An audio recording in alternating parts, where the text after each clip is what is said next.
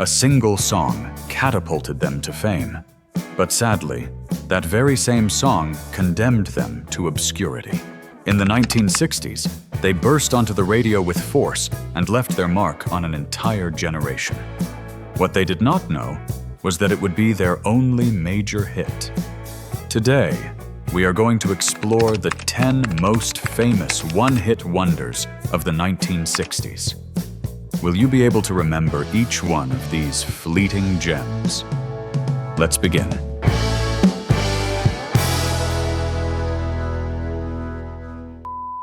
Number 10. Sugar Sugar by the Archies. In 1969, the best-selling song in the United States did not come from a real band, but from a cartoon. Sugar Sugar was performed by the Archies, a fictional group created for the animated series The Archie Show. But behind those comic book characters were real musicians. Producer Don Kirshner and singers Ron Dante and Tony Wine, who ended up creating a hit that captured the teenage spirit of the era. Sugar Sugar became a remarkable success. It stayed at #1 on the Billboard chart for 4 weeks and became the best-selling single of 1969. Even artists like Tom Jones and Tina Turner went on to record their own versions of it. But sadly, that success was brief. After releasing their second song, Jingle Jangle, the Archies disappeared almost as quickly as they had arrived.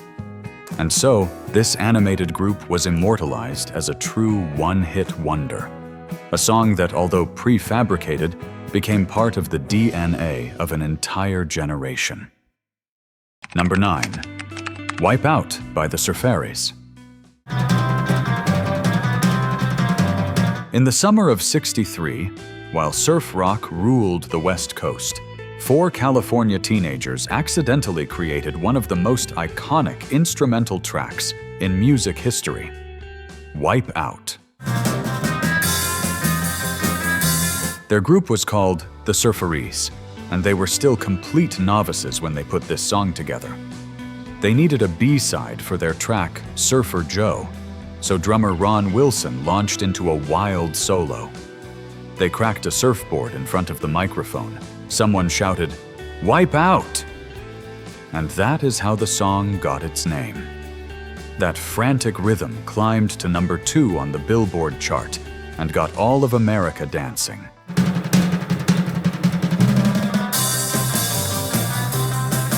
Although the Surfaris never reached that level of success again and broke up only a few years later, the echo of Wipe Out kept ringing through popular culture. It was not just a hit, it was a flash of youth pressed onto vinyl. Hearing it today is like remembering an endless summer, when surfing, music, and rebellion seemed as if they would never end. Number 8. Spirit in the Sky by Norman Greenbaum.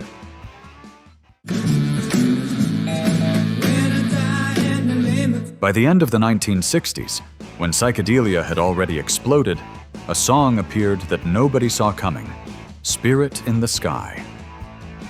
Norman Greenbaum, a thick-bearded Californian, wrote the lyrics in just 15 minutes after watching a television program where a country singer performed a Christian hymn. That was how this unusual cocktail of fuzz rock, gospel, and boogie was born, with a powerful, distorted riff and female backing vocals that sounded as if they had stepped out of a southern church. Released in December of '69, Spirit in the Sky took off in 1970. It reached #1 in several countries, sold millions of copies, and allowed Greenbaum to live comfortably for decades, thanks to the royalties his song generated. But sadly, he never repeated the miracle. His next single, Canned Ham, came and went without much notice. By 1972, with no record deal and no clear direction, he left music behind and went to work as a cook in California. A shooting star that reminds us that sometimes a single song is enough to touch the sky and remain there, shining in our memories every time it plays again.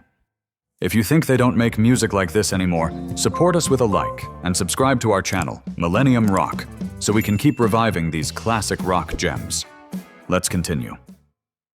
Number 7. Eve of Destruction by Barry McGuire.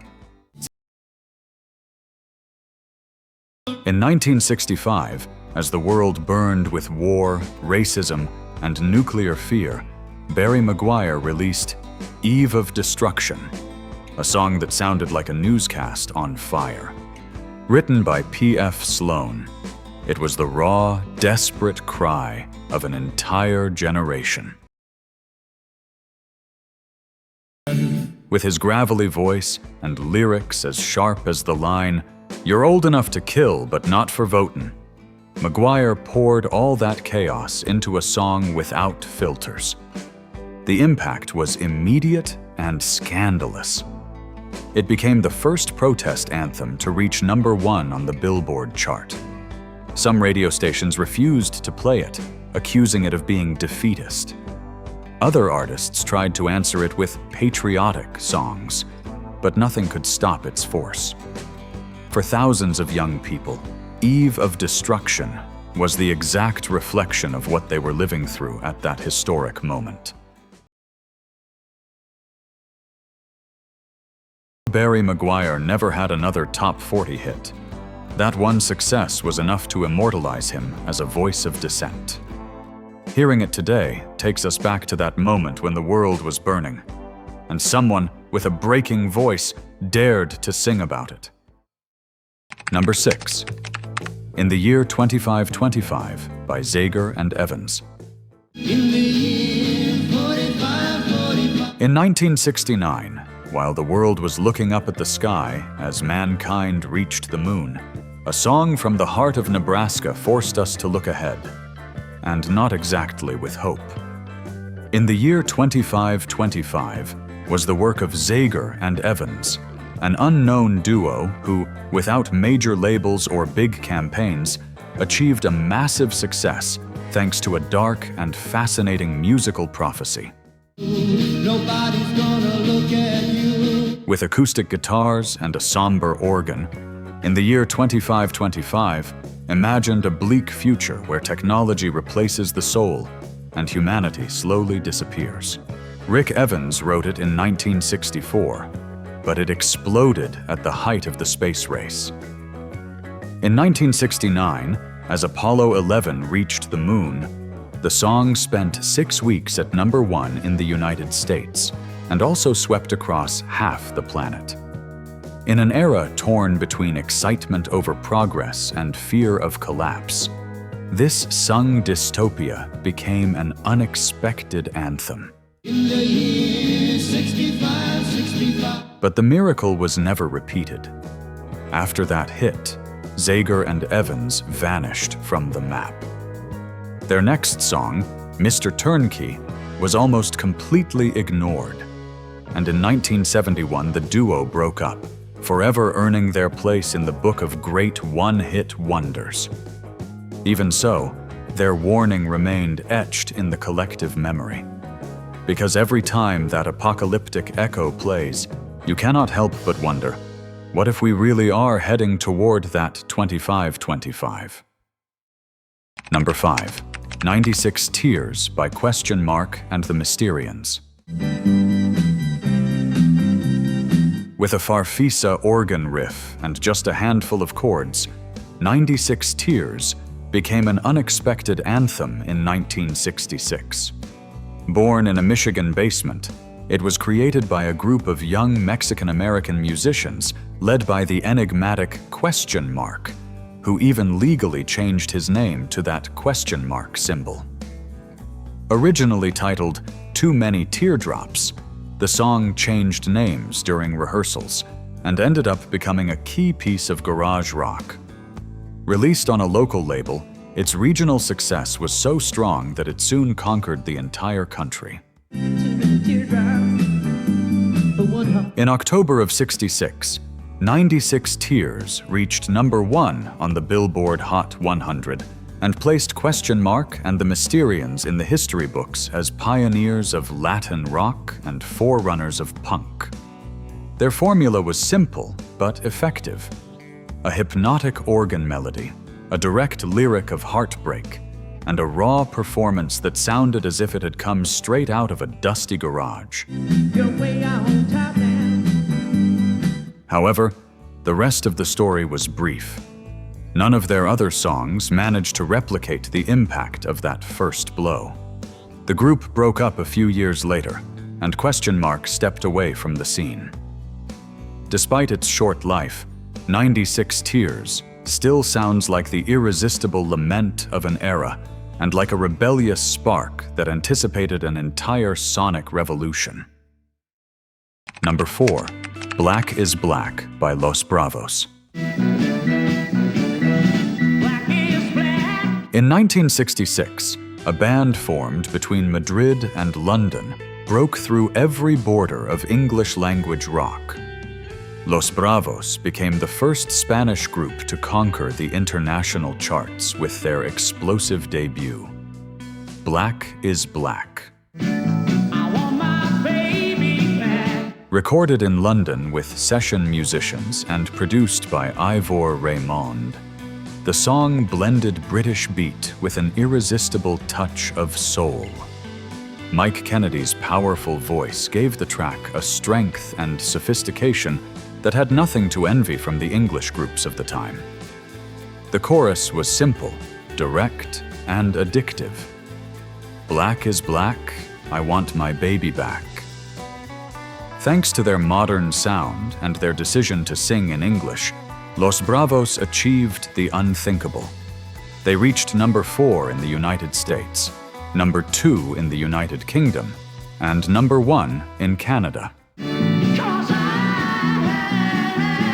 It was the first time a Spanish group had achieved such global success, opening a door that until then had seemed closed to Hispanic artists.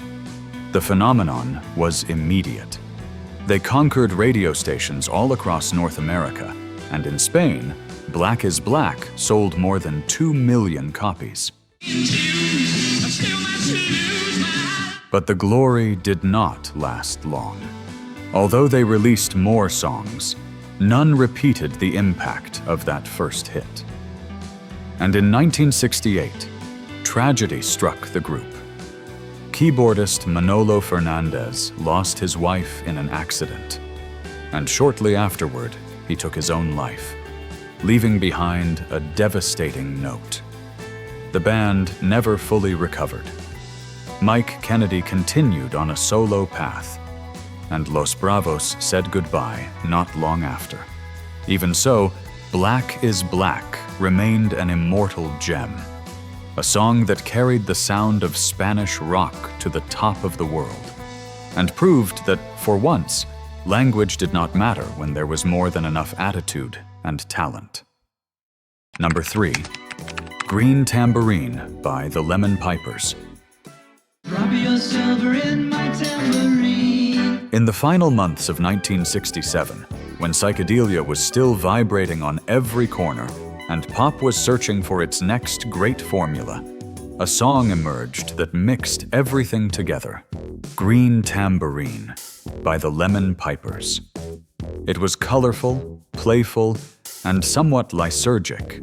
It had electric sitars, psychedelic echoes, and floating strings. But beneath that experimental gloss, there was a perfectly rounded melody that was easy to hum. My green tambourine.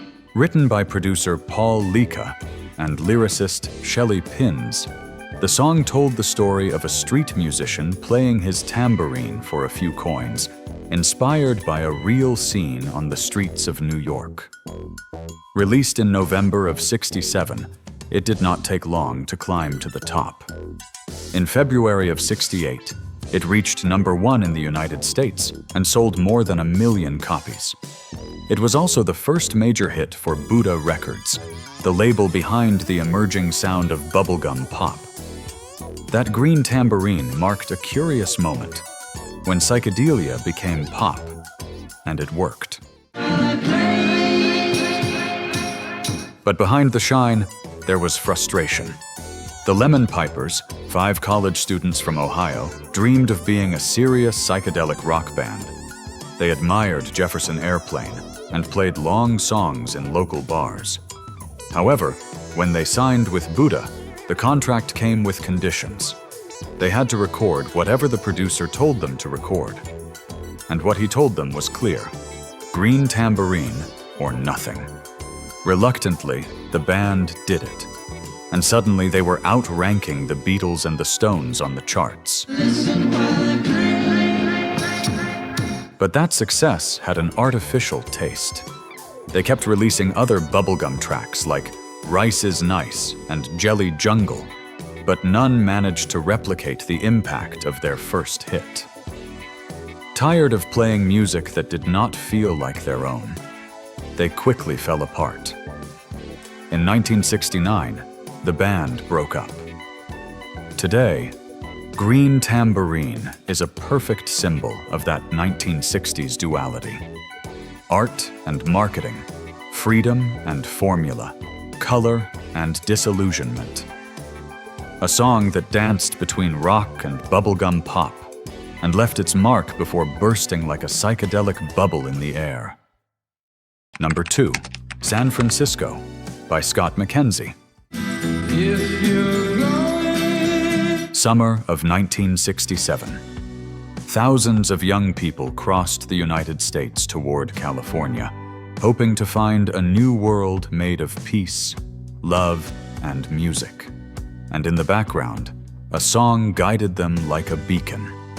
San Francisco, Be Sure to Wear Flowers in Your Hair by Scott McKenzie. Written by John Phillips of the Mamas and the Papas, the song was composed in barely 20 minutes as an invitation to the Monterey Pop Festival, but it ended up becoming the unofficial anthem of the hippie movement. With a gentle melody, orchestral arrangements, and Scott McKenzie's calm voice, San Francisco whispered a promise: if you are going to that city, wear flowers in your hair, because a community of gentle souls is waiting for you there. More than a ballad, it was a song of peaceful protest, a breath of hope in the middle of the Vietnam War. Its impact was immediate and global. It reached number 4 in the United States, number 1 in the United Kingdom, Germany, Ireland, New Zealand, and sold more than 7 million copies. However, Scott McKenzie never managed to repeat that success.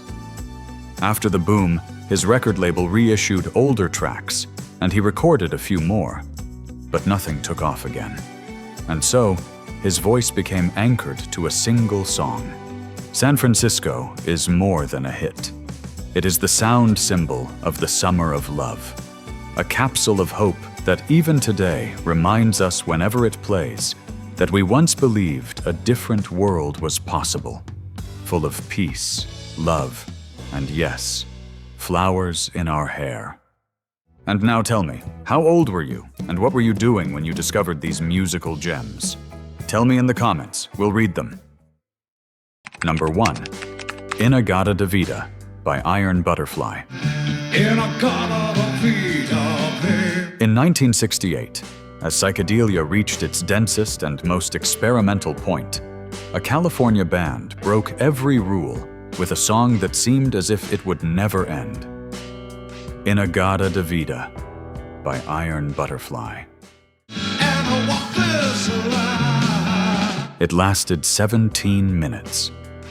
It took up an entire side of the LP, and it was hypnotic, raw, and heavy. The title was born from a glorious misunderstanding. In the Garden of Eden, mispronounced over drinks by keyboardist Doug Ingle, accidentally became In-A-Gadda-Da-Vida, and that is how it stayed. Over a repetitive bass and guitar riff, The song launched into a sonic odyssey with organ solos, guitar fuzz, and one of the longest and most celebrated drum solos of the entire classic rock era. It barely had lyrics, but it did not need them. It was an electric mantra, a kind of psychedelic mass that marked the birth of hard rock, the seed of metal, and the progressive rock that would follow. It reached the top 30, but the real impact came from the full album. In-A-Gadda Da Vida sold more than 4 million copies in the United States alone, became one of the best-selling albums of 1969, and remained on the charts for 140 weeks. And with that, Iron Butterfly became a legend. But after that wave of success, internal changes and market pressure began to dim the flame. Guitarist Eric Brann left. Then Doug Ingle himself left the band. And by 1971, Iron Butterfly had broken up. But they left behind an indelible mark. Because In-A-Gadda Da Vida was not just a song, it was an experience, an acid trip to a mispronounced Garden of Eden, yet forever engraved in rock history. Half a century later, it still rumbles. And it reminds us that sometimes one single track is enough to touch infinity. And the most exciting thing is that the 1960s were not the only decade with gems like these. The 1970s also gave us their own one-hit wonders, unforgettable songs that burned brightly and then disappeared. Click on the next video and join me as we discover the 10 most famous one-hit wonders of the 1970s. I'll see you there, my rock-loving friend.